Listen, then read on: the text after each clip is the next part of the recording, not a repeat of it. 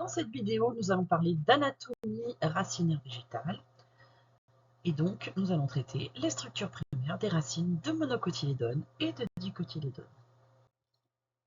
On va commencer par les monocotylédones, à savoir, donc ce sont, en termes de grande culture, toutes les céréales, donc tout ce qui est de la famille des poacées, je vous rappelle.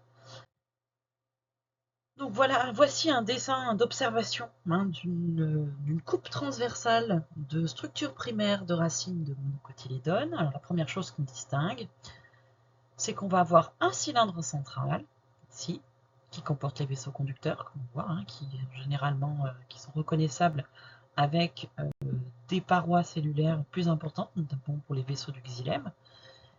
Et puis un cylindre cortical tout autour. Donc, si on commence par le cylindre cortical, donc sa partie externe est constituée d'une couche de cellules, appelées rhizodermes, et ces cellules ont certaines d'entre elles qui sont différenciées, notamment avec des poils absorbants.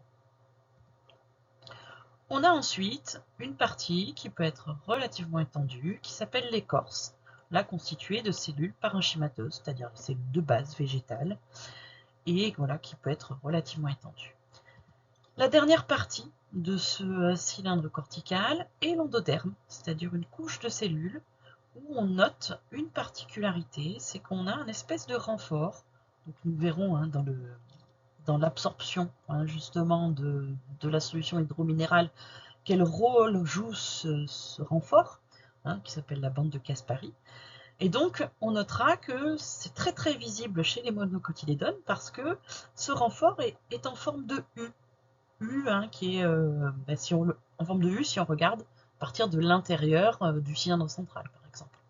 Donc voilà pour la dernière partie de ce cylindre cortical.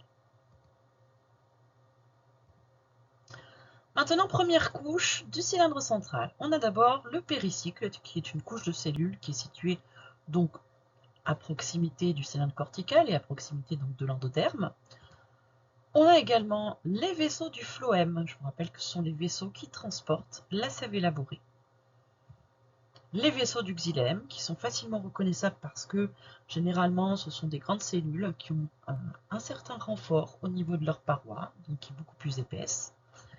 Et enfin, et c'est caractéristique des monocotylédones, au centre, on retrouve des cellules parenchymateuses qui constituent une moelle. Voici la représentation avec l'écriture conventionnelle des tissus. Maintenant, les dicotylédones. Donc, dicotylédones en grande culture, on va retrouver la betterave, le colza, la moutarde, le tournesol, etc. Donc, on va voir que s'il y a beaucoup de ressemblances avec les monocotylédones, la structure primaire va se différencier quand même sur certains points. Donc, on voit toujours pareil. Ici, donc, un dessin d'observation d'une coupe transversale, justement, de structure primaire de racines de dicotylédones. Donc, toujours pareil, un cylindre central et un cylindre cortical, ça ne change pas. Donc, on va retrouver dans notre cylindre cortical toujours le rhizoderme, l'écorce, l'endoderme. Alors, une petite modification cependant, autant le renfort qu'on voyait sur l'endoderme chez les monocotylédones était extrêmement bien visible. Là, la bande de Caspary, qui est ce renfort imperméable, va être beaucoup plus restreinte et va juste former un fin cadre, tout simplement, voilà, à un endroit de la cellule. Et donc, ça va être beaucoup plus difficile de le voir. Et généralement, on regarde simplement en se disant, tiens, ça c'est la dernière couche du cylindre cortical, si on ne voit pas justement ces renforts imperméables. Et toujours évidemment des poils absorbants sur le rhizoderme, ça ne change pas.